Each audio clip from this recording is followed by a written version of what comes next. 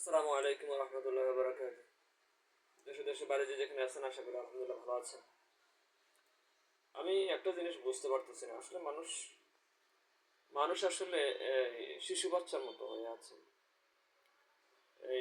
এরকম মনে হয় কেননা গতকাল হাফ ডিউটি করে বিভিন্ন কলকারখানা বন্ধ দিয়েছে।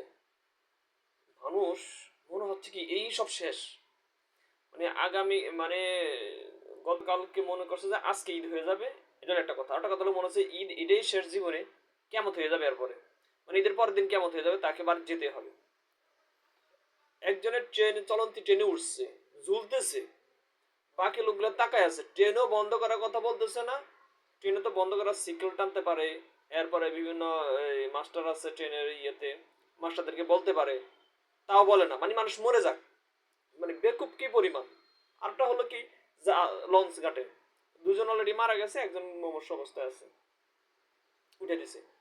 এখন যারা লঞ্চ গুলাকে মেনটেন করে এরা কি মনে করছে কি বিমান মেনটেন করতেছে, মনে হচ্ছে আকাশে উঠে গেছে বিমান, এখন মানে এটার থামানো যাবে না, এটা আর কিছু করা যাবে না, এটা শেষ। চালু করছে, চালু করতে থাকবে, এটা আর বন্ধ করা যাবে না। এটা বন্ধ করার কোনো নিয়ম নাই, কোনো সিস্টেম নাই। মানে এটা ওই সৌরজগতের পজিশন হয়ে গেছে, সৌরজগতের মঙ্গল গ্রহ যদি আটকানো যাবে না, এটা আটকানো সম্ভব না, এটা চলতে চলতে থাকবে। কি অদ্ভুত রে ভাই।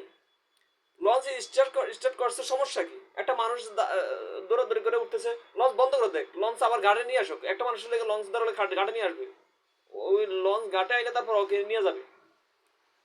কেন রিক্স নিবে? কেন রিক্স নিতে হবে? কেন লঞ্চ ওই ব্যক্তিটাকে নিবে না? ওই ব্যক্তিটাকে কেন নিবে না? ওই ব্যক্তিটা কাছাকাছি চলে আসছে, হয়তো 1 মিনিট বা 50 সেকেন্ড বা 30 সেকেন্ডের জন্য সে উঠতে পারে না। লঞ্চ কেন ওখানে থামাতে পারে না? লঞ্চ কেন ওখানে স্টপ করতে পারে না? কেন সেখানে ট্রেন থামাতে পারে না? ট্রেন কেন সেখানে স্টপ করতে পারে না যেখানে একটা মানুষ বিপদের সম্মুখীন হয়ে আছে? এর কারণ কি? মানুষ কেন তাকে আবার লঞ্চ ড্রাইভারকে বলছে না, লঞ্চে যারা দায়িত্বরত আছে তাদেরকে বলছে না, ট্রেনে যারা দায়িত্ব আছে তাদেরকে বলছে না? যেমন এই দেশের চালকরা বেকুব, তেমনি এই দেশের জনগণগুলো বেকুব। মানুষের জীবনের কোনো দাম দিচ্ছে না, দাম দিতেছে এটাকে থামানো যাবে না। মানে কি একটা জিনিস হয়ে গেছে, এটাকে থামানো যাবে না, বলা যাবে না, করা যাবে না। কি আশ্চর্য! এটা কেমন অদ্ভুত মানুষ, আমি বুঝতে পারতেছি না। এরপর যাবে তো, ঈদে তো বাড়িতে যাবে, সবাই যাবে, এমন ভাবে গাড়ি কেন চালাতে হবে? দেখছে যে চতুর্দিকে বৃষ্টি হচ্ছে, এরপর বিভিন্ন মানুষ যে ইট বাটার মাটি নিতেছে, মাটি পড়তেছে রাস্তার মধ্যে, এরপরে বিভিন্ন মানুষ পলিথিন রাস্তার মধ্যে ফালাইতেছে। এই জন্য অনেক সময় বাস ব্রেক করলে স্লিপ করতে পারে। তাহলে এত স্পিডে যাওয়ার দরকারটা কি? এখন ঘন ঘন বাস আছে, এরপর বিভিন্ন বিষয় আছে। ড্রাইভারকে বলবে, ড্রাইভার যদি স্পিড করে, ড্রাইভার হয়তো বলতে পারে, চিন্তা করতে পারে যে আমি দ্রুত গেলে আবার একটা টিপ মারতে পারবো। তখন সাথে সাথে যাত্রীরা সতর্ক করতে হবে তাকে, যাতে স্পিডে যেন গাড়ি না চালায়, গাড়ির যেন একটা গতি থাকে, নির্দিষ্ট একটা গতি থাকে অন্তত এই সময়টা। অন্যান্য সময় তো গাড়ি এত সমস্যা থাকে না, আর ড্রাইভারও এত টার্গেট থাকে না যে আমাকে আবার ব্যাক করতে হবে, আবার টিপ মারতে হবে, এরকম একটা নিজের মাইন্ড সেট আপে থাকে না। ফলে ওই সময় এই সমস্যাটা হয় না। সমস্যাটা বেশিরভাগ হয় ঈদের সময় হয়, বা বিভিন্ন বন্ধের সময়গুলোতে হয়। কেন হয়? কারণ তার একটা টার্গেট থাকে যে আমি আবার টিপ মারবো, তখন সে খুব স্পিডে চালায়। কিন্তু সে যখন বাস স্ট্যান্ডে থাকে তখন কিন্তু সে টাইমটা আরো লস করে দেয়। তখন এই বাস ফিল আপ করার জন্য দাঁড়ায়, দাঁড়িয়ে নিবে, বসে নিবে, সিট ছাড়া নিবে, এইভাবে নেওয়ার কারণে মানুষ লোড দেওয়ার কারণে সে বিভিন্ন জায়গায় টাইম লস করে। ওই টাইমটা তারা ঠিক উঠানোর জন্য তারা রোডে যখন আসে তখন এলোপাতাড়ি গাড়ি চালানো শুরু করে দেয়। তো আমাদের প্রশাসনিক ব্যবস্থা দুর্বলতা থাকার কারণে তারা এই টাইমটা লস করতে পারে এই বাস স্ট্যান্ডে। এটা যেন প্রশাসন দেখে না, তখন অবশ্যই যাত্রীদের নিজের জীবন মান ঠিক রাখার জন্য যাত্রীরা ড্রাইভারকে বলবে যে আপনি এত স্পিডে গাড়ি চালাবেন না, আপনার গাড়ির স্পিড নির্দিষ্ট পজিশনে রাখবেন। এই দিক দিয়ে বাস অ্যাক্সিডেন্ট দেখতেছি, ওই দিয়ে ট্রেন অ্যাক্সিডেন্ট দেখতেছি, এই দিয়ে লস অ্যাক্সিডেন্ট দেখতেছি। কি রে ভাই, ঈদ কি শুধু বাংলাদেশের জন্য আছে? ভারতের মানুষের জন্য ঈদ নেই?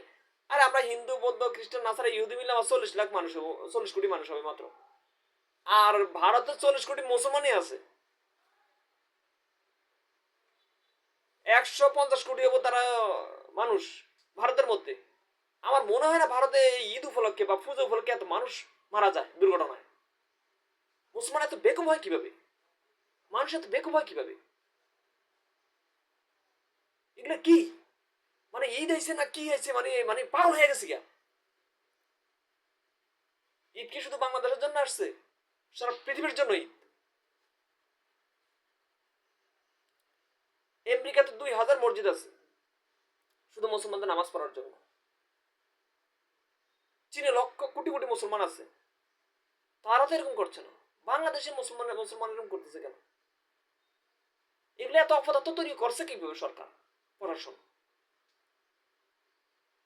সংস্থান করার মতো কোনো প্রতিষ্ঠান সংস্থা নাই, সরকারি কোনো সংস্থা নাই।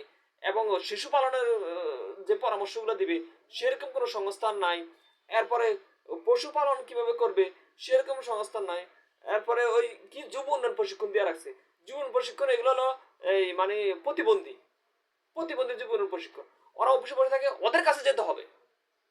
মানুষ ওদের কাছে যাবে। এখন তাদেরকে কেউ জানে কেউ জানে না, কেউ চিনে কেউ চিনে না, কেউ কাজকর্ম করে থাকে। বরং যুব উন্নয়নের প্রশিক্ষণ লোকেরা তাদের কাছে যেতে হবে, তাদেরকে বোঝাতে হবে যে তাদের বেনিফিটটা কি। সব উল্টা, সব এলোমেলো। আর এরা পার্লামেন্টে বসে আর না খেতে লোক ঘুমাইতেছে। এতদিন 53 বছর সরকার ছিল, এলোমেলো এলো পাতার ছিল, এভাবে ছিল। এখন এত মাইটের খাওয়ার পরে দায় আসছে দিয়ে আগে যেই ওই লোহাকে মারলে যেরকম গরম গরম করার পর লোহাকে মারলে যেই সেই করে, ওদের ভিতরে ওই যেই সেই পড়ে রয়েছে। এখনো ঠিক হচ্ছে না। একটা সংস্থা এখনো দাঁড় করাচ্ছে না, বা একটা সংস্থা তৈরি করছে না যে সংস্থাটা এভাবে তৈরি। কি তৈরি হয়? বুদ্ধিজীবী সংস্থা। কি তৈরি হয়? ওই শাহবাগী সংস্থা। কি তৈরি হয়? কি এলোমেলো, এগুলা কি? এগুলো কোন ধরনের সাইকোরোগী এগুলা? যেমন নেতাগুলা তেমনি দেশের জনগণগুলা। এগুলো সস্তন যে দুই একজন মানুষ আছে এদেরকেও জীবনে ধ্বংস করে দিতেছে, এদের ছেলে মেয়েদেরকে জীবনে ধ্বংস করে দিতেছে। এরা ওরা তো মানুষ হতে পারতেছে না এগুলোর কারণে। আমি আশ্চর্য হয়ে গেছি, চারিদিকে খালি দুর্ঘটনা দুর্ঘটনা। কিরে, আর এমন দুর্ঘটনা যেগুলো ঘটার মতো না। দুর্ঘটনা যদি এরকম হয় যে গাড়ির ব্রেক ফেল হয়ে গেছে, বা গাড়ির ড্রাইভারের ক্লাসে কাজ করতেছে না, বা বন্ধ করতে পারতেছে না, এই ধরনের দুর্ঘটনা মানানো যায়। বা ট্রেনের ফ্রি হয়ে গেছে, বন্ধ হয় না, এই দুর্ঘটনা মানানো যায়। ট্রেনের চাকা খুলে গেছে, অকেজ হয়ে গেছে হঠাৎ করে, এগুলো মানানো যায়। কিন্তু ট্রেনকে থামানোর জন্য বলতেছে, ট্রেন থামতেছে না, ট্রেন চলতেছে, এগুলো কোন ধরনের দুর্ঘটনা?